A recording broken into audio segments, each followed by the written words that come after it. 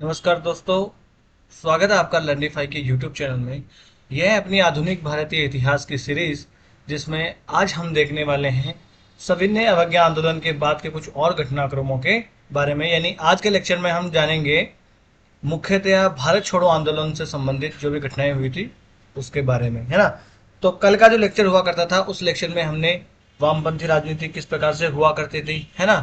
कांग्रेस समाजवादी दल 1934 में उसका गठन हुआ, जेपी के नेतृत्व में, है ना। डॉक्टर संपूर्णानंद जो है उसके अध्यक्ष हुआ करते थे। और उसके बाद में कांग्रेस का त्रिपुरी संकट देख लिया हमने, 1938 का हरिपुरा अधिवेशन, फिर 1939 का त्रिपुरी संकट, है ना। सुभाष चंद्र बोस का अलग हो जाना, फॉरवर्ड ब्लॉक बनाना, बाद में 3 साल के लिए उनको पार्टी से निकाल देना। चैम्बर ऑफ प्रिंसेस के बारे में मैंने आपको बताया था कि 1921 में बना लिया गया था। उसके बाद में हमने देखा था all India state peoples conference, जो कि बना दिया गया था मुंबई में 1927 में। ठीक है। उसके बाद में देसी रियासतों से संबंधित जो भी कांग्रेस है उसके वहां पर आंदोलन चलाने से संबंधित कांग्रेस के क्या आपको हो कि निर्णय हुआ करते थे उनके बारे में हमने जानकारी हासिल करी थी, है ना। वो भी उन्हीं 1938 और 1939 के अधिवेशन के बाद में ही वो आता है। फिर हमने देख लिया था जो मुस्लिम लीग का विभाजन होता है 23 मार्च 1940 ईस्वी, ये याद रखना, पाकिस्तान डे जो है इसी दिन मनाया जाता है ना। तो उसके बाद में अखिल भारतीय हिंदू महासभा के बारे में हमने देखा था 1915 ईस्वी में बन गई थी। और प्रांतीय चुनाव के बारे में भी हमने देखा था कि 1935 के अधिनियम के माध्यम से 1937 में जो प्रांतीय चुनाव हुए थे उसमें अधिकांश राज्यों में सरकार बनाती है कांग्रेस। परंतु बिना कांग्रेस को पूछे द्वितीय विश्व युद्ध में, या आपको होगी बिना भारतीयों से सलाह मशविरा किए भारत को द्वितीय विश्व युद्ध में घसीट लिया जाता है।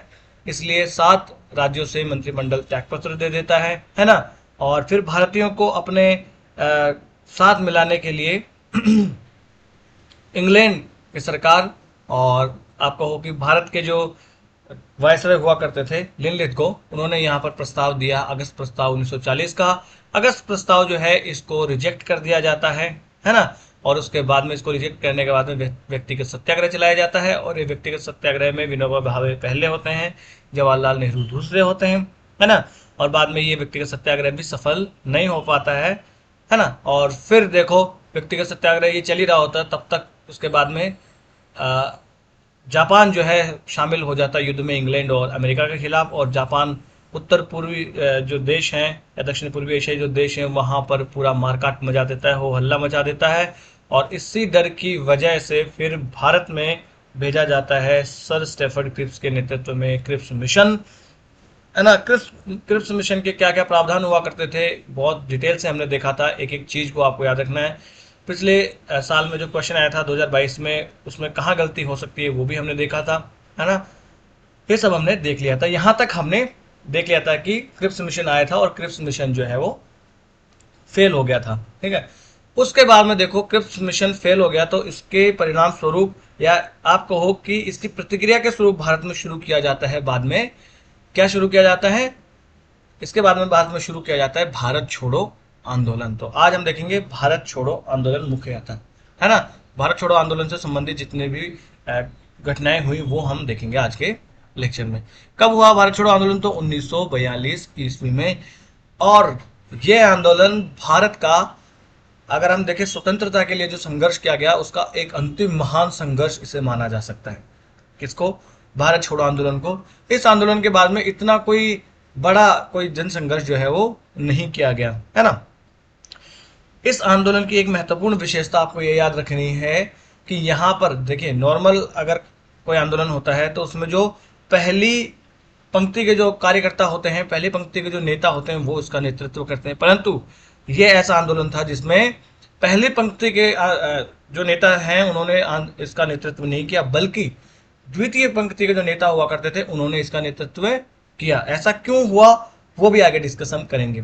देखिए, क्रिप्स मिशन असफल हो गया, उसके बाद में ही क्रिप्स मिशन जैसे ही असफल हुआ, और क्रिप्स मिशन असफल हुआ तो क्रिप्स मिशन के बारे में अलग अलग बातें भी कही, भाई शैतान के दूत बन के आए हैं क्रिप्स, जवाहरलाल नेहरू ने कहा था। अब गांधी जी गुस्से में आ जाते हैं और गांधी जी को लगता है ये अंग्रेज जो हैं ये सुधरने वाले नहीं हैं, बहुत मैंने मिन्नतें करके देख ली है, ये समझने वाली हालत में नहीं है, और इसी के बाद में गांधी जी एक अलग ही मनोस्थिति में आ जाते हैं, यानी कि अहिंसा की बात करने वाले गांधी, शांत शांत रहने वाले गांधी, इस स्तर पर आकर इनकी मनोस्थिति में एकदम परिवर्तन आ जाता है और एकदम उग्रता पूर्वक सोचना गांधी जी शुरू कर देते हैं। उन्होंने अंग्रेजों से बार बार कहा कि भारत को ईश्वर के भरोसे छोड़ दो। अगर आप ईश्वर के भरोसे भी नहीं छोड़ना चाहते तो कम से कम आप अराजकता के भरोसे ही छोड़ दो, मगर भारत को छोड़ के अब चले जाओ, है ना। उन्होंने अपने हरिजन, जो उनका पत्र हुआ करता था, उस समाचार पत्र में उन्होंने लिखा कि अब अंग्रेजों को तुरंत भारत छोड़कर चला जाना चाहिए, अंग्रेजों का कोई काम यहाँ पर नहीं है। अब गांधी जी ने इस वक्त कह दिया कि शांत इस समय पर शांति भाव से बैठना, अन्याय सहना और कायरता होगी, है ना। और गांधी जी ने यहां पर वो भी बात कही कि अगर मुझे कायरता और हिंसा में से अगर मुझे चुनना हो तो मैं हिंसा चुनूंगा। देखो, अहिंसा की बात करने वाले गांधी इस स्थिति में आकर एक अलग ही मनोस्थिति में आ जाते हैं, है ना। तो ये कहते हैं कि अगर कायरता और हिंसा में मुझे चुनना हो तो मैं हिंसा चुनूंगा, कायरता नहीं, है ना। इसी प्रकार से देखो, क्वेश्चन पूछ लिए जाते हैं कि भारत छोड़ो आंदोलन किसकी प्रतिक्रिया में प्रारंभ हुआ था। तो किसकी प्रतिक्रिया में? क्रिप्स मिशन फेल हो गया था 1942 ईस्वी का, है ना। तो उसी की प्रतिक्रिया के स्वरूप क्या हुआ था? भारत छोड़ो आंदोलन। ऐसे यूपीएससी क्वेश्चन पूछ लेती है। तो अब जब भारत छोड़ो आंदोलन के संबंध में ये क्वेश्चन पूछ लिया तो हमें हर आंदोलन के संबंध में ये याद रखना है। अगर देखें स्वदेशी आंदोलन, तो स्वदेशी आंदोलन किसके प्रतिक्रिया स्वरूप हुआ था? तो बंगाल विभाजन के विरुद्ध हुआ था, है ना। ये सब आपको याद रखना है। चलिए आगे चल लेते हैं। अब देखो, अब गांधी जी यहाँ की मनोस्थिति यहाँ पर परिवर्तित हो जाती है और वर्धा प्रस्ताव पारित किया जाता है। कब? तो 14 जुलाई 1942 ईस्वी को कांग्रेस कार्य समिति की बैठक बुलाई जाती है और गांधी जी का प्रस्ताव यहाँ पर रखा जाता है। कौन सा प्रस्ताव? एक नागरिक अवज्ञा आंदोलन चलाने का यहाँ पर प्रस्ताव पारित कर दिया जाता है 14 जुलाई 1942 ईस्वी को। वर्धा जो प्रस्ताव है इसमें, तो वर्धा प्रस्ताव भी आपको याद रखना है। कब आया था? 14 जुलाई 1942 ईस्वी को, है ना। गांधी जी का यहाँ पर समर्थन करते हैं सरदार पटेल, राजेंद्र प्रसाद और जितने भी दक्षिणपंथी हुआ करते थे। और मैं कहूँ दक्षिणपंथी नहीं बल्कि समाजवादियों ने भी गांधी जी का यहाँ पर समर्थन किया था कि बिल्कुल हमें अब एक अवज्ञा आंदोलन चलाया जाना चाहिए। और यहाँ पर अगस्त 1942 को इलाहाबाद में 1 अगस्त को तिलक दिवस के रूप में भी मनाया जाता है ना। और सरदार पटेल ने इस अवसर पर बंबई में कहा था, वर्धा जो प्रस्ताव हुआ था वहीं पर सरदार पटेल ने कहा था कि इस बार जो आंदोलन होने वाला है वो बहुत थोड़े दिनों का होगा, परंतु वो बहुत भयानक होने वाला है ना। ये अंग्रेजों को एक सीधी सीधी चेतावनी थी और भारतीयों को ये संदेश था कि अब हमें अंतिम लड़ाई के लिए तैयार हो जाना है। अब हम अंग्रेजों को भारत में और बर्दाश्त नहीं कर सकते। इसी वर्धा प्रस्ताव के ऊपर बाद में और बातें रखने के लिए 7 अगस्त 1942 ईस्वी को मुंबई में जो है अखिल भारतीय कांग्रेस कमेटी का अधिवेशन बुलाया जाता है। और 8 अगस्त को इस अधिवेशन में 24 जुलाई 1942 को जो प्रस्ताव वर्धा का पारित हुआ था उस प्रस्ताव को फिर यहाँ पर पारित कर दिया जाता है और सहमति दर्ज करवा दी जाती है कि भाई हम एकजुट होकर गांधी जी के साथ खड़े हैं और हम चाहते हैं कि एक बहुत बड़ा आंदोलन चलाया जाना चाहिए। और यहाँ पर जो समिति है ऑल इंडिया कांग्रेस कमेटी, इसने कह दिया भाई स्वाधीनता भारत का जन्मसिद्ध अधिकार है और ये अधिकार जो है प्राप्त करने के लिए हमें बड़े पैमाने पर अहिंसात्मक आंदोलन शुरू करना होगा। हिंसात्मक नहीं, अहिंसात्मक। हालांकि आंदोलन सभी अहिंसात्मक ही चलाना चाहते थे, परंतु ऐसा कोई भी आंदोलन नहीं था जो अहिंसात्मक था। पूर्ण रूप से सब आंदोलनों में हिंसा हुई, चाहे वो अंग्रेजों की तरफ से हुई चाहे वो भारतीयों की तरफ से हुई, पर हिंसा हुई। तो यूपीएससी ने ऐसे भी एक बार स्टेटमेंट पूछ लिया था कि निम्नलिखित में से गलत स्टेटमेंट पहचानिए, और उन गलत स्टेटमेंट में से भारत छोड़ो आंदोलन के संबंध में एक ये भी दिया हुआ था कि इसका नेतृत्व जो है वो द्वितीय पंक्ति के नेताओं ने किया, ये स्वतः स्फूर्त आंदोलन था और इसमें यह था कि एक पूर्णतः अहिंसात्मक आंदोलन था। तो गलत, ये हिंसात्मक आंदोलन था, इसमें हिंसा हुई थी, है ना। हालांकि जो मंजूरी दी गई थी वो एक अहिंसात्मक आंदोलन की ही दी गई थी, है ना। यहां पर जो पिछले 22 सालों में शांतिमय संघर्ष की जो अहिंसात्मक शक्ति भारत को प्राप्त हुई है, इस शक्ति का पूरा पूरा प्रयोग करने का अवसर अब आ गया है ना। और गांधी जी के नेतृत्व में एक बड़े जन संघर्ष का आह्वान यहाँ पर कर दिया जाता है। और यहाँ पर गांधी जी को पहले पता था, और जो जितने भी बड़े बड़े नेता थे इनको पता था कि कांग्रेस जो ब्रिटिश सरकार है वो चुप नहीं बैठने वाली है। तो इन्होंने उसी वक्त कह दिया था 7 अगस्त की बैठक में, और 8 अगस्त को जो बैठक हुई थी मुंबई के ग्वालियर मैदान में, वहां पर इन्होंने कह दिया था कि अगर कांग्रेस के नेता गिरफ्तार हो जाएं तो सभी आदमी अपने आप को स्वाधीन माने, जितने भी कार्यकर्ता हैं वो अपने आप को स्वाधीन माने और अपना मार्गदर्शक खुद बने। किसी नेता की आपको जरूरत नहीं है, आपको बनना है आत्मनिर्भर, आपको अपने डिसीजन खुद लेने, अपना मार्गदर्शक आपको खुद बनना है ना। प्रत्येक आदमी अपने आप को स्वाधीन समझे, और सिर्फ जेल जाने से ही काम नहीं चलेगा, बल्कि अब करो या मरो का वक्त आ गया है ना। इसी अवसर पर गांधी जी ने ग्वालियर टैंक के मैदान में प्रसिद्ध करो या मरो का नारा दिया था। तो यूपीएससी पूछ सकती है कि करो या मरो का नारा कब दिया गया था? सविनय अवज्ञा, असहयोग आंदोलन, स्वदेशी आंदोलन।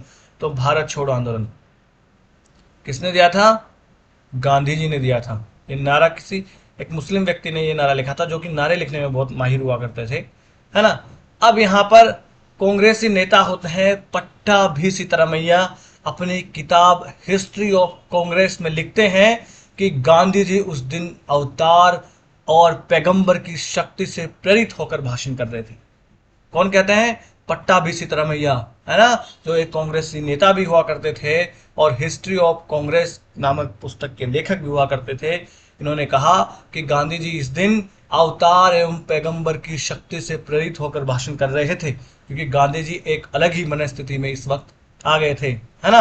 8 अगस्त के दिन भारत छोड़ो प्रस्ताव के प्रारूप पर जो है जो प्रस्ताव था उसके ऊपर 9 अगस्त को फिर से पुनर्विचार होना था, है ना, और एक औपचारिक कार्यक्रम जारी किया जाना था।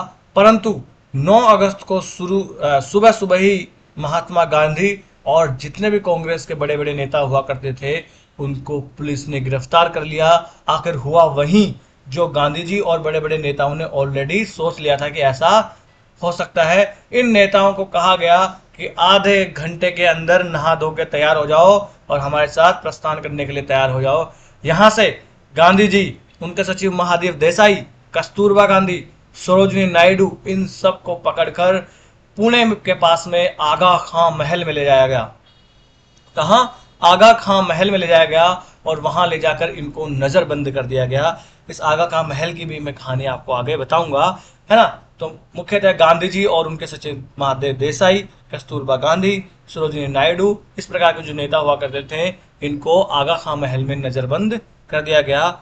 और भी जो कांग्रेस की समिति थी उसके सदस्य हुआ करते थे उनको गिरफ्तार करके अहमदनगर किले में ले जाया गया और सरकार ने कांग्रेस को यहाँ पर अवैध घोषित कर दिया कि अब कांग्रेस जो है वो अवैध है ना। तो यूपीएससी पूछ लेगी कि भारत छोड़ो आंदोलन या जिसे अगस्त क्रांति भी कहा जाता है कब हुआ था? तो 8 अगस्त 1942। यूपीएससी पूछ सकती है ये और पूछती है, ऑलरेडी पूछ लिया ऐसा 8 अगस्त का देखी। तो जितने भी आंदोलन है मैं पहले भी बता चुका हूं अगस्त में ही शुरू हुए थे। 7 अगस्त को स्वदेशी, 1 अगस्त 1920 को असहयोग, है ना। परंतु ये जो है आप कहो कि सविनय अवज्ञा था, ये 12 मार्च 1930 को शुरू हुआ था दांडी यात्रा के रूप में, ठीक है ना। ये 7 अगस्त 1905 जो नेशनल हैंडलूम डे भी मनाया जाता है 7 अगस्त को। यूपीएससी ने भी ये भी पूछ लिया था अभी 2023 के क्वेश्चन पेपर में, है ना। अब देखिए वर्धा प्रस्ताव तो जो था उसका और साथ ही साथ जन आंदोलन का फैलाव किस प्रकार से होता है। 7 अगस्त 1942 की सुबह जितने भी वरिष्ठ कांग्रेसी नेता होते हैं सबको गिरफ्तार कर लिया गया और इनकी गिरफ्तारी के बाद में पूरे देश में आक्रोश की लहर जो है वो दौड़ जाती है ना। और अब जब जो सीनियर लीडर्स थे वो नहीं थे तो उनके अभाव में जितने भी द्वितीय पंक्ति के नेता हुआ करते थे अब नेतृत्व उनके हाथों में यहाँ पर आ जाता है और जो नीचे से दबाव मिल रहा था उस नीचे से दबाव को भी अब प्रखरता से उभरने का अवसर यहाँ पर मिल जाता है, क्योंकि प्रथम पंक्ति के नेता तो यहाँ पर होते ही नहीं है। समाचार पत्रों ने बहुत महत्वपूर्ण भूमिका निभाई इस आंदोलन को प्रोत्साहित करने में, साथ ही साथ आम जनता तक राजनीतिक चेतना और संचार पहुंचाने के लिए समाचार पत्रों ने महत्वपूर्ण भूमिका इसमें निभाई। अब भारत छोड़ो आंदोलन कुछ चरणों में शुरू होता है, और तो पहले चरण में भारत छोड़ो आंदोलन जो है वो शहरों में शुरू होता है, और इस पहले चरण में खूब हिंसा होती है। बात हुई थी अहिंसात्मक आंदोलन की, परंतु यहाँ पर खूब जोरों से हिंसा होती है इस आंदोलन के प्रथम चरण में, और आंदोलनकारी और पुलिस साथ ही साथ सेना भी बुला ली जाती है। इनके बीच में व्यापक झड़पें भी देखने को यहाँ पर मिल जाएगी। दिल्ली हो चाहे कलकत्ता, बम्बई, लखनऊ, कानपुर, नागपुर, अहमदाबाद इस आंदोलन के मुख्य मुख्य केंद्र हुआ करते थे, है ना। गोविंद साहनी ने कहा था, लिखा है कि अहमदाबाद की कपड़ा मिलों में महीनों तक हड़तालें चलती रही थी, और इसी कारण से कुछ इतिहासकारों ने अहमदाबाद को स्टालिनग्राद की संज्ञा दे दी, है ना। और इसी अहमदाबाद में गांधी जी गए थे, है ना। चंपारण आंदोलन के बाद में गांधी जी यहीं तो गए थे, और अहमदाबाद मिल मालिक एसोसिएशन के अध्यक्ष साराभाई जो हुआ करते थे, है ना, उनका सरनेम क्या था, अम्बालाल साराभाई, माफ कीजिए, अम्बालाल साराभाई, है ना। और जो वहाँ के मिल मजदूर हुआ करते थे, इनके बीच में जो समझौता करवा के आए थे, है ना। तो स्टालिनग्राद की संज्ञा इसको दे दी जाती है। स्टालिनग्राद कहाँ है, तो रूस में, रशिया में हुआ करता था। अगस्त के मध्य तक ये जन आंदोलन ग्रामीण क्षेत्रों तक भी फैलने लगा, और सबसे ज्यादा महत्वपूर्ण भूमिका कॉलेज और यूनिवर्सिटी के जो स्टूडेंट्स हुआ करते थे, चाहे फिर वो बनारस के हो, पटना के हो, कटक के हो, इन लोगों ने ग्रामीण क्षेत्रों में जा जाकर जो है आंदोलन का नेतृत्व किया था। तो आज कुछ लोग जो है संकीर्ण सोच के तुच्छ प्राणी कह देते हैं ना, जो भी यूनिवर्सिटीज में हमारे यहाँ, देखो यूनिवर्सिटीज हायर स्टडीज के लिए होती है, वहां पर एक राजनीतिक चेतना होना स्टूडेंट्स में जरूरी है। आप इतिहास उठा के देख लीजिए, जहां जहां भी आंदोलन हुए हैं, है ना, पास्ट में देख लीजिए, अभी करंट में यूनिवर्सिटीज ने एक महत्वपूर्ण भूमिका निभाई है, क्योंकि वो समाज का एक आईना होती हैं। हायर स्टडीज के वहाँ पर स्टूडेंट्स होते हैं, उनमें एक राजनीतिक चेतना होती है। अगर वो ही ये काम नहीं करेंगे, आंदोलन में भाग नहीं लेंगे, तो फिर सूना पड़ जाएगा लोकतंत्र। तो आज हमारे यहाँ कुछ संकीर्ण सोच के तुच्छ प्राणी कह देते हैं ना कि स्टूडेंट्स का काम है सिर्फ पढ़ो, सरकार के पैसे में पल रहे हैं और सरकार के खिलाफ बोल रहे हैं, है ना। तो सरकार अपने पैसे से नहीं, वो जनता के पैसे हैं, और ये सब की एक सब लोगों की महत्वपूर्ण भूमिका होती है एक देश को चलाने में, चाहे वो स्टूडेंट्स हो, चाहे टीचर हो, चाहे पुलिस हो, फौजी हो, मास्टर हो, डॉक्टर हो, कूड़ा उठाने वाला हो, हर एक आदमी अपनी महत्वपूर्ण भूमिका निभाता है ना। तो इतिहास में भी आप देख सकते हैं कि स्टूडेंट्स ने बहुत महत्वपूर्ण भूमिका हमेशा निभाई है, चाहे आप वेस्टर्न कंट्रीज में उठा के देख लीजिए, चाहे इंडिया में उठा के देख लीजिए, है ना। किसान विद्रोह का ये नेतृत्व करने लगते हैं जो भी स्टूडेंट्स होते हैं वो। और अगस्त आंदोलन के जो प्रमुख केंद्र हुआ करते थे, उनमें बिहार, संयुक्त प्रांत, मध्य प्रांत, बम्बई, मिदनापुर, उड़ीसा, इस प्रकार के अलग अलग क्षेत्र जो है इसके महत्वपूर्ण केंद्र होते हैं, और यहाँ पर व्यापक रूप से जन आंदोलन फैल जाता है ना। बिहार में भी बहुत बड़े पैमाने पर जो किसान है वो भारत छोड़ो आंदोलन में शामिल हो जाते हैं, और दूसरे और तीसरे दशक में संयुक्त प्रांत और बिहार में अनेक किसान संगठनों का गठन भी हो चुका था। यानी 1920 और 1930 के दौरान जो है यहाँ पर खूब किसान संगठनों का गठन हो गया था। जो प्रांतीय किसान सभाएं हुआ करती थी वो भी यहाँ पर बन गई थी, है ना, जिन्होंने भारत छोड़ो आंदोलन में खूब महत्वपूर्ण भूमिका निभाई। जैसे अखिल भारतीय किसान सभा के जो प्रथम अध्यक्ष हुआ करते थे स्वामी सहजानंद सरस्वती, उन्होंने भी महत्वपूर्ण भूमिका यहाँ पर निभाई थी, है ना। और यहाँ पर आंदोलनकारियों के ऊपर जो है खूब मात्रा में गोली यहाँ पर चलाई जाती है, माफ कीजिए, खूब यहाँ पर जो इनका आप कहो कि आंदोलनकारियों के ऊपर बल का प्रयोग किया जाता है। और यहाँ पर आंदोलनकारियों ने सारे संचार के साधनों को समाप्त कर दिया था। यहाँ से कोई आने जाने का साधन था तो वो था वायुयान से ही आप आ जा सकते थे, है ना। और जितने भी थाने हुआ करते थे उनमें मैक्सिमम थानों पर आंदोलनकारियों ने नियंत्रण कर लिया था। यहाँ तक कि हजारीबाग की जो जनजातियां हुआ करती थी उन्होंने भी एक महत्वपूर्ण भूमिका यहाँ पर निभाई थी, है ना। अब यहाँ पर एक टॉपिक है, वो क्या है कि भारत छोड़ो आंदोलन के दौरान समानांतर सरकारों का एक आप कहो कि सिलसिला सा शुरू हुआ था कि अलग अलग जगह पर समानांतर सरकारें जो है वो बनाना शुरू कर दी गई थी, है ना। जैसे एक ब्रिटिश सरकार है, उसके समानांतर और लोगों ने अपनी अपनी सरकार बना ली और कह ली हम भारत की सरकार है। जैसे बलिया में बलिया में किसने बनाई? तो चित्तू पांडे ने। चित्तू पांडे के नेतृत्व में अगस्त 1942 में एक समानांतर सरकार का गठन किया गया, है ना। और बहुत दिनों तक ये समानांतर सरकार वहां पर चलती है। और देखें, मिदनापुर बंगाल में तो तामलुक, वहां पर तामलुक में एक समानांतर सरकार गठित की जाती है। और इस तामलुक की सरकार के पास तो इसकी सशस्त्र सशस्त्र जो है विद्युत वाहिनी भी होती है। और एक ये जातीय सरकार गठित करती है, कहां पर? तामलुक, मिदनापुर बंगाल में। तो इसकी सशस्त्र विद्युत वाहिनी भी होती है ना। सेना लेके, मतलब पूरे इसकी सेना भी होती है। और तीसरी और सबसे महत्वपूर्ण सरकार, सबसे फेमस, वो है सतारा की सरकार, जो सबसे ज्यादा दिनों तक टिकी थी। सतारा कहाँ है? महाराष्ट्र में। इसके नेता कौन हुआ करते थे इस सरकार के? तो वो हुआ करते थे नाना पाटिल, है ना। 1943 जो है में ये सरकार जो है कायम की जाती है। लगभग 1947 तक ये सरकार वहां पर रहती है।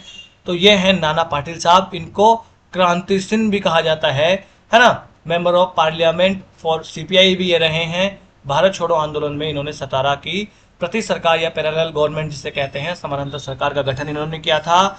हिंदुस्तान रिपब्लिकन एसोसिएशन से भी जो जुड़े हुए थे, है ना, जिसे भगत सिंह वगैरह जुड़े हुए थे। साथ ही साथ ये प्रार्थना समाज और सत्यशोधक समाज से भी ये जुड़े हुए रहे थे नाना पाटिल। तो ये नाना पाटिल, सतारा की प्रति सरकार हमने देख ली। अब देखिए, यहां पर आंदोलन चल रहा होता है, भारत छोड़ो आंदोलन। खूब ज्यादा मात्रा में हिंसा हो रही होती है। और इस हिंसा का जिम्मेदार ब्रिटिशर्स ठहराते हैं गांधी जी को। गांधी जी इस वक्त होते हैं आगा खां महल में। इनको आगा खां महल में नजरबंद कर दिया जाता है। और गांधी जी को जब ये बात पता लगती है कि ये जितना भी उपद्रव हुआ है, उस उपद्रव का एकमात्र दोषी मुझे ठहराया जा रहा है, तो गांधी जी को बहुत दुख होता है यहाँ पर। और गांधी जी वायसराय होते हैं यहाँ पर लिनलिथगो। कौन होते हैं? वायसराय होते हैं लिनलिथगो। लिनलिथगो को ये पत्र लिखते हैं और कहते हैं कि आपने मुझे हिंसा और अव्यवस्था का प्रेरक मानकर मुझ पे अन्याय किया है। मैं चाहता हूं कि ब्रिटेन सरकार जो है, या ब्रिटेन जो है, वो स्वतंत्रता और लोकतंत्र का सच्चा हिमायती बने, है ना। गांधी जी को इस पत्र का कोई भी उत्तर नहीं दिया जाता है ना। गांधी जी को जब इसका उत्तरदायी ठहराया जाता है, तो गांधी जी ने कह दिया, भाई अगर मैंने किया है, आपको लगता है ये मैंने किया है, तो ठीक है, कोई नहीं, अब मैं आत्मशोधक उपवास करूंगा। आत्मशोधक उपवास मतलब अब मैं भूख हड़ताल पर जा रहा हूं। कितने दिन की? तो बोले कि 21 दिन की हड़ताल, भूख हड़ताल। गांधी जी की सबसे बड़ी हड़ताल हुआ करती थी, भूख हड़ताल। गांधी जी की सबसे बड़ी भूख हड़ताल 21 दिन की हुआ करती थी। वो यहीं पर गांधी जी शुरू करते हैं। और अभी हाल फिलहाल में एक और गांधीवादी नेता, लद्दाख के बहुत बड़े नेता, आप कहो कि एक, आप राजनीतिक नेता नहीं है वो, बड़े आप कहो कि इंजीनियर हैं। थ्री इडियट मूवी जो है उनसे इंस्पायर्ड हैं। रेमन मैग्सेसे अवार्ड उनको मिल चुका है, तमाम अवार्ड्स उनको मिल चुके हैं, है ना। आपको नाम पता ही होगा। तो वो उन्होंने भी 21 दिन का आंदोलन जो है वो लद्दाख के लिए शुरू किया था। लद्दाख क्लाइमेट फास्ट उन्होंने नाम दिया था इसे। देश दुनिया में खूब उसकी चर्चा हुई, पर अफसोस कि भारत की सरकार ने एक शब्द भी इस पर नहीं बोला। चलो कोई नहीं, सरकारें ऐसे ही होती है। गांधी जी यहाँ पर आत्मशोधक उपवास शुरू कर देते हैं। और इस आत्मशोधक जो उपवास है, इसकी पूरे विश्व में चर्चा होने लगती है। लोगों को लगा कि गांधी जी जो है यहाँ पर कहीं मर वर ना जाए। और सब लोगों का जो देखें अगर समाचार पत्रों में, तो गांधी जी के प्रति सहानुभूति होती है। परंतु इस वक्त जो है चर्चिल होते हैं पीएम ब्रिटेन के, और यहां पर होते हैं लिनलिथगो वायसराय। चर्चिल बहुत चिढ़ता है गांधी जी से। चर्चिल कहता है, ये पाखंडी बुढ़ा आदमी फिर से शुरू हो गया अपना ये करने में। और मुझे लगता है कि कहीं ना कहीं ये इसके बाद में और बड़ा नेता बनकर ना उभरे। और ये चर्चिल तो इतना चिढ़ जाता था गांधी जी से कि ये लिनलिथगो को पत्र लिख के कहता था कि जाओ चेक करो, मुझे लग रहा है इस बुढ़े आदमी को कोई हिंदू डॉक्टर आके ग्लूकोज मिला के पानी में दे के जा रहा है ना। इसको ग्लूकोज मिला के देके जा रहा है, तभी ये जिंदा है ना, नहीं तो ये आदमी जिंदा इतने दिन तक नहीं रह सकता। और फिर जांच भी बिठाई जाती है कि इस गांधी जी को किसी ने वो तो नहीं दी है ग्लूकोज वगैरह। तो लिनलिथ को बाद में जांच में पत्र लिखकर चर्चिल को कहते हैं कि नहीं भाई, ऐसा कोई भी नहीं है, ऐसी कोई चीज़ नहीं है कि उनको जो है ग्लूकोज वगैरह दी जा रही है। वो मात्र नमक के पानी पे और 2-4 बूंद कभी कभी नींबू और संतरा के रस के भरोसे उन्होंने 21 दिन की भूख हड़ताल पूरी की थी, है ना। और चर्चिल खूब ज्यादा यहाँ से इनसे चिड़े हुए होते हैं। ये बिल्कुल टस से मस नहीं होते, ये तो इंतजार ही कर रहे थे कि कैसे न कैसे गांधी जी है यहाँ पर समाप्त हो जाए, उनकी मृत्यु हो जाए। चर्चिल और खासतौर से लिलिथगो, इन्होंने कुछ भी नहीं किया गांधी जी की इस उपवास को खत्म करने के लिए, है ना। ये देखिए है आगा खां महल, और यहाँ पर देखिए गांधी जी अपना उपवास रखते हुए 21 दिन का उपवास, आप समझ सकते हैं गांधी जी जैसे व्यक्ति कितने पतले, कुछ है ही नहीं उनमें फैट वैट तो, है ना। इसके साथ साथ भारत के लगभग सभी राजनीतिक दलों ने गांधी जी को बिना शर्त छोड़ने के लिए सरकार पर दबाव डाला। इससे पहले क्या हुआ करता था, जब भी गांधी जी भूख हड़ताल करने की बात करते थे, शुरू करते थे, गांधी जी को छोड़ दिया जाता था। परंतु इस बार गांधी जी को नहीं छोड़ा गया और 21 दिन की भूख हड़ताल उन्होंने पूरी करी, है ना। 19 फरवरी को एक अखिल भारतीय राजनीतिक सम्मेलन बुलाया जाता है और उस सम्मेलन में कहा जाता है कि बापू को कैसे भी करके मुक्त करा जाए। अमेरिकी राष्ट्रपति फ्रैंकलिन डी रूजवेल्ट हुआ करते थे, उन्होंने अपने प्रतिनिधि को भेजा था सरकार से बात करने के लिए, ताकि वो गांधी जी से मिलें और बात वहां पर करें कि गांधी जी को मनाएं। परंतु ब्रिटिश सरकार इतनी घमंडी हो चुकी थी चर्चिल के उस नेतृत्व में कि भाई उनको मिलने ही नहीं दिया गया, क्योंकि रूजवेल्ट और साथ ही साथ चांग काई शेक, चीन के नेता, ब्रिटिश सरकार पर लगातार दबाव डाल रहे थे कि भारत को आप अब स्वतंत्र करो, भारत की बातें मानो। इसीलिए तो 1942 का क्रिप्स मिशन भेजा गया था और बाद में जानबूझकर इस क्रिप्स मिशन को सफल नहीं होने दिया गया इसके द्वारा, चर्चिल के द्वारा, क्योंकि चर्चिल ने कहा था कि मैं साम्राज्य को छिन्न भिन्न करने के लिए थोड़ी ब्रिटेन के सम्राट का प्रतिनिधि बना हूं, है ना। ये इन्होंने कहा था। उसके बाद में मई 1944 आते आते मलेरिया, एनीमिया और निम्न रक्तदाब की वजह से गांधी जी को बाद में जेल से रिहा कर दिया जाता है और अब यह कहा जाने लगा कि गांधी युग जो है वो अब समाप्त सा ही होने लगा है ना। तो ये वर्धा प्रस्ताव आंदोलन मतलब भारत छोड़ो आंदोलन। तो हो सकता है कि वर्धा प्रस्ताव आंदोलन या भारत छोड़ो आंदोलन की जगह पर वो वर्धा प्रस्ताव आंदोलन आपको दे दे, तो कंफ्यूज नहीं होना।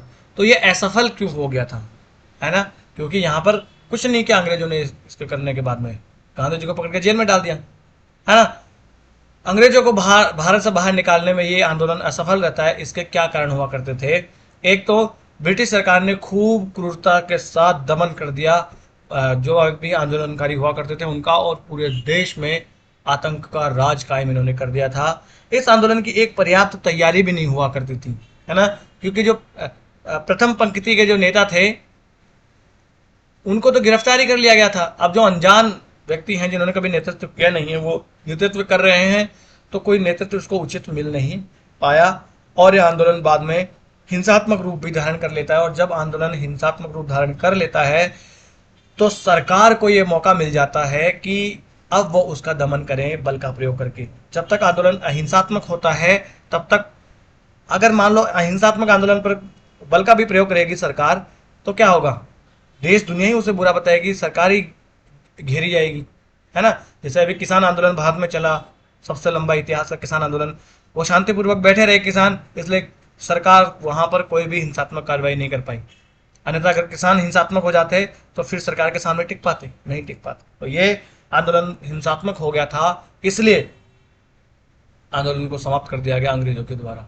अब देखो मुस्लिम लीग और पाकिस्तान की मांग पर बात कर लेते हैं। देखो मुस्लिम लीग की स्थापना तो हो गई थी 1906 ईस्वी में, 30 दिसंबर 1906 ईस्वी में ढाका के नवाब सलीमुल्लाह की अध्यक्षता में ये मुस्लिम लीग का गठन कर दिया जाता है और 1909 के अधिनियम के माध्यम से यहाँ पर लॉर्ड मिंटो के द्वारा इनको पृथक निर्वाचक मंडल भी दे दिया जाता है। अब आ जाते हैं सीधा 1935 के 35 के अधिनियम पर। 1935 के अधिनियम के आधार पर 1937 में जो चुनाव होते हैं, इन चुनावों में मुस्लिम लीग जो है वो कहीं पर भी सरकार नहीं बना पाती है, मतलब बहुमत नहीं ला पाती है कहीं पे भी। बाद में बंगाल और पंजाब में सरकार बना पाती है गठबंधन से, परंतु कहीं भी इसका प्रधानमंत्री नहीं बनता है। उस काल में प्रधानमंत्री हुआ करता था आप कहोगे मुख्यमंत्री नहीं, कहीं आपको लगेगा कि सर राज्य में तो मुख्यमंत्री होता है, आपको इतना भी नहीं पता और आप पढ़ाने आ गए, है ना। उस काल में प्रधानमंत्री कहा करते थे, सीएम नहीं होते थे तब, पीएम ही होते थे, है ना। तो यहाँ पर कांग्रेस ने लीग के अभ्यर्थियों का समर्थन भी किया था, और जब चुनाव में लीग को आशा के अनुसार सफलता नहीं मिली तो जो है जिन्ना वो खिन्न हो जाते हैं कांग्रेस से, और इसे एक हिंदू संस्था के नाम से पुकारने लगते हैं। 1939 में लीग ने एक वर्किंग कमेटी भी बना दी, है ना। एक वर्किंग कमेटी लीग ने बना दी, और वर्किंग कमेटी का क्या काम हुआ करता था, जो वैधानिक सुधार जो है उसके ऊपर चर्चा करेगी, है ना। फिर 23 मार्च 1940, ये डेट आपको याद रखना है, 23 मार्च 1940 को पाकिस्तान की मांग के रूप में ये सामने आती है, और 23 मार्च को ही फिर पाकिस्तान डे मनाया जाता है, पाक डे मनाया जाता है 23 मार्च को, क्योंकि इसी दिन जो है पाकिस्तान की मांग पहली बार औपचारिक रूप से की गई थी। 12 मई 1946 ईस्वी को बाद में कैबिनेट मिशन आता है, और इस कैबिनेट मिशन के माध्यम से ही सिंध प्रांत, पंजाब और जो सीमा प्रांत होता है पंजाब, सिंध, बलूचिस्तान और बंगाल की मांग यहाँ पर की गई थी पाकिस्तान के रूप में कैबिनेट मिशन में। और कैबिनेट मिशन के आधार पर ही भारत में उत्तरदायी सरकार की भी वो आप कहो कि स्थापना की जाती है। साथ ही साथ जो संविधान सभा बनती है वो भी ब्रिटिश, ये जो कैबिनेट मिशन आता है उसी के माध्यम से बनती है ना। अब देख लेते हैं हम आज़ाद हिंद फौज के बारे में। ये व्यक्ति आपको दिख रहे होंगे यहाँ पर, ये सरदार है कैप्टन मोहन सिंह हुआ करते थे ये, है ना। तो आज़ाद हिंद का फौज बनाने का ख्याल सबसे पहले इन्हीं को आया था, कैप्टन मोहन सिंह को ही। कहाँ पर, मलाया में। ब्रिटेन की भारतीय सेना के ये अफसर हुआ करते थे कैप्टन मोहन सिंह, और जब ब्रिटिश सेना पीछे रही तो मोहन सिंह जो है वो जापानियों के साथ हो जाते हैं। देखो मैंने बताया था ना ऑलरेडी कि जापानी सेना आगे बढ़ रही होती है 1942 में, है ना। सिंगापुर, मलाया सब उनके कंट्रोल में आ जाता है, यहाँ तक कि बर्मा भी उनके कंट्रोल में आ जाता है। तो ये मोहन सिंह उधर से जापानियों के साथ बाद में हो जाते हैं कि नहीं नहीं नहीं, हम तो भैया आपके साथ हैं, अंग्रेज हैं खराब, इनके साथ बिल्कुल नहीं है, हमारी तो मजबूरी थी, हम तो खुद इनको मार के भगाना चाहते हैं। तो ये जापानियों के साथ हो जाते हैं, है ना। और जापानी जो है वो भारतीयों में ब्रिटिश विरोधी भावनाएं तो भड़काते ही रहे हैं, लेकिन उनको सैनिक स्तर पर संगठित करने के बारे में इन्होंने नहीं सोचा। परंतु जापान ने जब भारतीय युद्ध बंदियों को मोहन सिंह को दे दिया, है ना, भारत के जो भी युद्ध बंदी इन्होंने कैप्चर करे थे उनको मोहन सिंह को दे दिया, तो मोहन सिंह को लगा कि भैया अब हमें इनसे कोई सेना बनाने लेनी चाहिए। तो इन्होंने आज़ाद हिंद फौज जो है उनमें भर्ती करने लग गए फिर ये मोहन सिंह, है ना। और सिंगापुर जो है जब जापानियों के हाथ में आ गया था, वो महत्वपूर्ण एक साबित हुआ, क्योंकि वहां पर इसी के माध्यम से 45,000 लोग, 45,000 कम नहीं होते, 45,000 लोग जो है वो आज़ाद हिंद फौज में भर्ती होने के लिए राजी हो जाते हैं, है। कुछ महत्वपूर्ण तथ्य हम यहाँ पर देख लेते हैं जो इसी से रिलेटेड है। 1941 में बर्लिन में सुभाष चंद्र बोस ने इंडियन लीजन की स्थापना की थी, और सुभाष चंद्र बोस ने 21 अक्टूबर 1943 को आज़ाद हिंद सरकार, तो कब, 21 अक्टूबर 1943 को, और इंडियन नेशनल आर्मी, भारतीय राष्ट्रीय सेना जिसे आज़ाद हिंद फौज भी कहा जाता है, तो आज़ाद हिंद सरकार और आज़ाद हिंद फौज की स्थापना कहाँ करी थी, तो सिंगापुर में। कब, तो 21 अक्टूबर 1943 ईस्वी को। और इस आज़ाद हिंद फौज में पहले 3 ब्रिगेड बनाए गए थे, गांधी ब्रिगेड, आज़ाद ब्रिगेड और नेहरू ब्रिगेड। बाद में सुभाष ब्रिगेड और रानी झांसी ब्रिगेड जो है, महिलाओं की सेना भी इसमें शामिल कर ली जाती है, तो इनकी सेना में महिलाओं के नाम से भी एक ब्रिगेड हुआ करती थी, रानी झांसी ब्रिगेड से, है ना। और 6 जुलाई 1944 ईस्वी को आज़ाद हिंद फौज का जो रेडियो था सिंगापुर से जिसका प्रसारण होता था, उस प्रसारण में सुभाष चंद्र बोस ने भारत को संबोधित करते हुए पहली बार महात्मा गांधी को राष्ट्रपिता कहा था, है ना। अब देखिए, अब यहाँ पर आपको कुछ संकीर्ण सोच के तुच्छ प्राणी मिल जाएंगे, व्हाट्सएप यूनिवर्सिटी वगैरह के लोग आपको देखने को मिल जाएंगे। मैं क्यों ये शब्द प्रयोग कर रहा हूँ, क्योंकि वो व्हाट्सएप पे, फेसबुक पे पढ़ लेते हैं, उनको पूरा पढ़ने का टाइम होता नहीं है, और बकवास बातें करने लगते हैं, सुभाष चंद्र बोस और गांधी जी को एकदम विरोधी बताने लगते हैं, दुश्मन बताने लगते हैं, इधर का इधर, गांधी को के समर्थक जो है वो बोस को गाली, बोस के समर्थक गांधी को गाली। पर देखो सुभाष चंद्र बोस ने गांधी जी के नाम से देखो ब्रिगेड बनाया कि नहीं, गांधी ब्रिगेड, आज़ाद ब्रिगेड, नेहरू ब्रिगेड, तो बोस, नेहरू, गांधी, कोई डिफरेंस नहीं है इनमें। कितने बड़े नेता हुआ करते थे, सब एक दूसरे का सम्मान किया करते थे, है ना। और गांधी जी को राष्ट्रपिता किसने कहा सबसे पहले, महात्मा गांधी ने। और जब महात्मा गांधी को एक बार अंग्रेजी पत्रकार के द्वारा पूछा जा रहा था सुभाष चंद्र बोस के बारे में, तो सुभाष चंद्र बोस के बारे में गांधी जी ने क्या कहा था कि वो जितने भी हमारे देशभक्त हैं उनके प्रिंसेस हैं, वो प्रिंसेस मतलब प्रिंस है उनके, माफ करना, उनके प्रिंस है यानी राजकुमार है उनके। उन्होंने कहा एक ऐसा व्यक्ति मुझे लाके दिखा दो जो सुभाष चंद्र बोस से ज्यादा देशभक्त हो, परंतु वो परिवार का सबसे शैतान बच्चा है, इसलिए उसे अनुशासन सिखाना जरूरी है। ये इनके शब्द, ये इनका सम्मान एक दूसरे के लिए। और आज आप देखो कैसे लड़ रहे हो, कैसे एक दूसरे को गालियां दे रहे हैं लोग, है ना। तो सुभाष चंद्र बोस जो है, इनका सिंगापुर पहुंचने की कहानी कुछ इस प्रकार होती है कि ये यहाँ से इनको नजरबंद कर दिया जाता है बंगाल में, है ना। जब इनको नजरबंद कर दिया जाता है तो ये वहां पर सरहदी पठान का ये बेस बनाते हैं, भेष धारण करते हैं, माफ करना, भेष धारण करके ये निकल जाते हैं, अफगानिस्तान होते हुए रशिया जाते हैं, रशिया से फिर ये जर्मनी जाते हैं और वहां पर जाकर हिटलर से मिलते हैं। हिटलर से कोई ज़्यादा इनको सहयोग वहां पर नहीं मिलता है, परंतु कुछ वहां पर एक रेडियो चलाने की इनको परमिशन दे दी जाती है। साथ ही साथ वहां पर कुछ भारतीय सैनिक जो होते हैं, जो पकड़ लिए जाते हैं जर्मन सेना द्वारा, वो इनको दे दिए जाते हैं, है ना।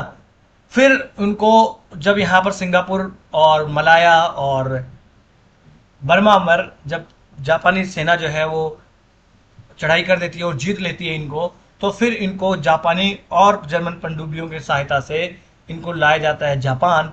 फिर ये जापान के राजा से मिलते हैं, है ना, और वहाँ के प्रधानमंत्री से मिलते हैं और उनके आश्वासन पर ये आते हैं कि भैया देखो हम अपनी खुद की भारत सरकार वहां पर बनाएंगे। तो देखो इन्होंने आज़ाद हिंद सरकार बनाई बाद में सिंगापुर में, उन्होंने बताया कि हम अपनी खुद की राष्ट्रीय सेना बनाएंगे, इंडियन नेशनल आर्मी, और हम बराबरी के दर्जे के साथ आपके साथ सहयोग से लड़ेंगे ब्रिटिशर्स, बराबरी के दर्जे के साथ, है ना। जबकि बाद में जो है जापान सेना बदल जाती है और जापान सेना चाहती है कि भाई बराबरी का दर्जा नहीं, आप हमारी अधीनस्थ सेना होकर लड़ो, तो इन्होंने मना कर दिया। और यहीं पर बाद में देखना ये भारत पर हमला करने की कोशिश करते हैं। आज़ाद हिंद सेना जो आज़ाद हिंद फौज है वो नॉर्थ ईस्ट से होते हुए, परंतु इनके बीच में जो है वो एक कोऑर्डिनेशन भी नहीं बन पाता है और जापानी सेना द्वारा सहायता भी नहीं प्रोवाइड की जाती है। और उसके बाद में देखो जापान के हिरोशिमा और नागासाकी पर बम गिरा दिए जाते हैं। पर्ल हार्बर की घटना की होती है। पर्ल हार्बर पर जो है वो जो कि अमेरिका की टेरिटरी होती है, उस पर बम गिरा दिए जाते हैं पहले जापान के द्वारा, और फिर अमेरिका को गुस्सा आता है तो उसने वहाँ पर परमाणु बम इतिहास में एक ही बार गिराए जाते हैं, वो नागासाकी और हिरोशिमा पर गिरा दिए जाते हैं, ठीक है। उसके बाद जापान सरेंडर कर देता है और पूरा का पूरा भारत पर कब्जा करने का आज़ाद हिंद फौज का सपना चूर चूर हो जाता है ना। अब भारत छोड़ो आंदोलन यहाँ पर चल रहा था तो आज़ाद हिंद फौज को भी एक नई ताकत मिल गई। मलाया में जो ब्रिटिश विरोधी प्रदर्शन किए गए, है ना, और 1 सितंबर 1942 को आज़ाद हिंद फौज की पहली डिवीजन बना दी जाती है 16,300 सैनिकों को लेकर, है ना। जापानी तब तक भारत पर हमला करने को लेकर सोचने लगे थे और भारतीयों का सैनिक रूप से संगठित होना उनको लाभप्रद हो रहा था कि भाई भारत पर हमला करने में ये हमारी सहायता ही करेंगे, है ना। इसलिए दिसंबर 1942 आते आते आज़ाद हिंद फौज की भूमिका के बारे में जापानी और भारतीय अधिकारियों के बीच में गहरे मतभेद होने लग जाते हैं। इसलिए कैप्टन मोहन सिंह को फिर वहां पर गिरफ्तार कर लिया जाता है, निरंजन सिंह को भी गिरफ्तार कर लिया जाता है, क्योंकि इनमें मतभेद हो जाते हैं। मोहन सिंह चाहते हैं कि भाई हम जो है एक बराबर की सेना के रूप में लड़ेंगे, और ये जापानी चाहते हैं कि नहीं भाई अधीनस्थ सेना के रूप में लड़ेंगे, है ना। जापानी चाहते थे भाई भारतीय फौज 2000 सैनिकों की हो, नाम मात्र की सिर्फ हो प्रतीकात्मक रूप से, और मोहन सिंह ने कहा भाई हम सैनिक भर्ती करेंगे 2 लाख, हम बराबर की सेना के साथ लड़ेंगे। उसके बाद में दूसरा चरण शुरू जब होता है, जब सुभाष चंद्र बोस को जर्मनी से जापानी पनडुब्बियों की सहायता से ले आया जाता है 2 जुलाई 1943 को सिंगापुर। उसके बाद में वो जापान जाते हैं टोक्यो, और टोक्यो जाकर वो प्रधानमंत्री तोजो से मिलते हैं, और तोजो ने कहा कि भाई हम भारत पर कब्जा नहीं करना चाहते हैं। फिर बोस सिंगापुर वापस आ जाते हैं और वहां पर 21 अक्टूबर 1943 को एक स्वाधीन भारत की सरकार, आज़ाद हिंद सरकार और आज़ाद हिंद फौज की घटना वो फौज की आप कहोगे का गठन कर देते हैं। जून 1944 के बीच में, मार्च और जून 1944 के बीच में आज़ाद हिंद फौज भारतीय भूमि पर सक्रिय होती है नॉर्थ ईस्ट में। अगले वर्ष जापान की हार हो जाती है ना। 1945 में, और आज़ाद हिंद फौज के बंदी बनाए गए सैनिकों की रिहाई के पक्ष में फिर राष्ट्रीय स्तर पर आंदोलन भी चलाए जाते हैं। अगले लेक्चर में जो है हम इन आंदोलनों के बारे में और जानकारी हासिल भी करेंगे, और इनमें जो है महत्वपूर्ण भूमिका निभाते हैं छात्र। साथ ही साथ जितने भी भारत में वकील होते हैं वो सब आ जाते हैं आज़ाद हिंद फौज के, जो भी सैनिक होते हैं उनका मुकदमा लड़ने के लिए लाल किले में जो है मुकदमा इनका लड़ा जाता है। और बहुत सालों से जो है नेहरू ने कोई केस नहीं लड़ा था, तो नेहरू भी यहाँ पर वकील के चोगे में दिखते हैं और आज़ाद हिंद फौज के समर्थन में वो दिखते हैं। क्या हिंदू, क्या मुस्लिम, क्या सिख, क्या ईसाई, सब लोग जो है वो यहाँ पर आज़ाद हिंद सैनिकों के पक्ष में रहते हैं, है ना। आज़ाद हिंद फौज के लिए हड़ताल कर रहे थे, कोष जमा कर रहे थे, पुलिस से संघर्ष भी कर रहे थे, है ना। यहाँ पर देखो कांग्रेस ज़्यादा मुखर हुआ करती थी, सभी राजनीतिक दल भी साथ दे रहे थे। एक मुसलमान फौजी रशीद अली के कारण मुस्लिम लीग भी इसमें शामिल हो जाती है, कम्युनिस्ट पार्टी भी इसमें अपना समर्थन देती है, ठीक है। उसके बाद में अगर देखो तो अकाली, जस्टिस, हिंदू महासभा, सिख लीग जो है सब लोगों ने इसमें समर्थन दिया था। किसमें? तो आज़ाद हिंद फौज वाले में। अब देखिए अभी एक मूवी आई है उषा मेहता के ऊपर, तो उषा मेहता कौन हुआ करती थी, इनके बारे में भी जानकारी हासिल कर लेते हैं। तो उषा मेहता ने क्या किया था, इन्होंने 1942 के भारत छोड़ो आंदोलन में भूमिगत गतिविधियां चलाई थी। भूमिगत गतिविधियां, ये भूमिगत गतिविधियों में क्या क्या शामिल होता था, तो भूमिगत गतिविधियों में शामिल ये होता था कि जैसे रेडियो चला लिया, तो ये उषा मेहता रेडियो का संचालन ही करती थी, है ना। तो ये रेडियो का ही संचालन जो है करती थी उषा मेहता, गुप्त रूप से ये भूमिगत गतिविधियां हुआ करती थी, है ना। जयप्रकाश नारायण जो है,